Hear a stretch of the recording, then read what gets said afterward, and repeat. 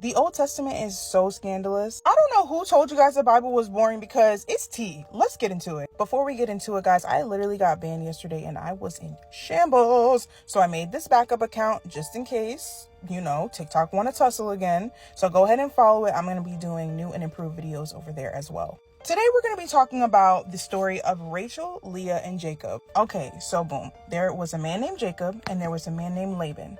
Now, Laban had two daughters, Leah and Rachel. One day, Jacob came across Rachel and said, "Oh my gosh, that is a bad mamma jamma. I gotta have her." So he goes to her father and says, "What do I have to do to get your daughter?" And he says, "You know what? You gotta work for me for 7 years, y'all, 7 years." This man said, "Sure. Anything for Rachel, okay?" And it says in the Bible that it felt like a couple days to him because he loved her so much. You would think that's goals, right? Just wait. So after the 7 years, he says to Laban, "You need to give me my girl. It's time for me to marry her." And Laban was a trickster.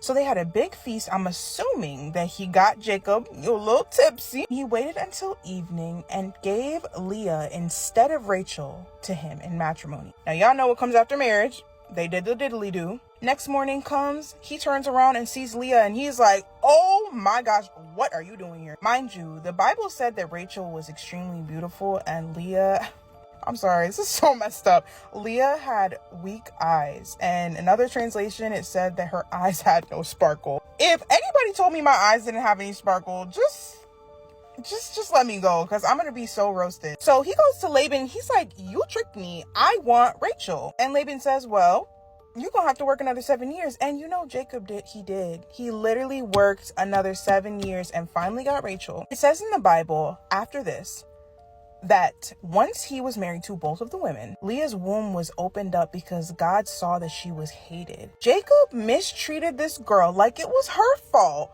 that her father gave her over to him in a trick, and he treated her like a second-class citizen.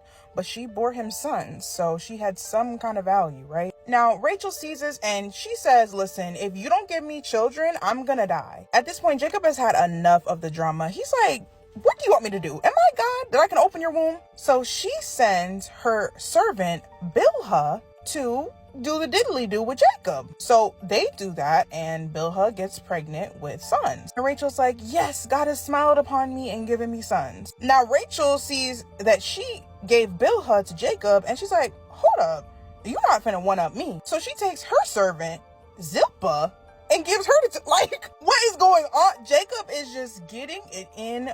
He's getting it in where he fits in, okay? Long story short, finally, Rachel's prayers are heard and she gets pregnant with Joseph. Yes, the Joseph. Y'all, my hair is so crazy right now. She is also the mother of Benjamin as well. All together with the servants and the two sisters made the 12 tribes of Israel. Talk about drama.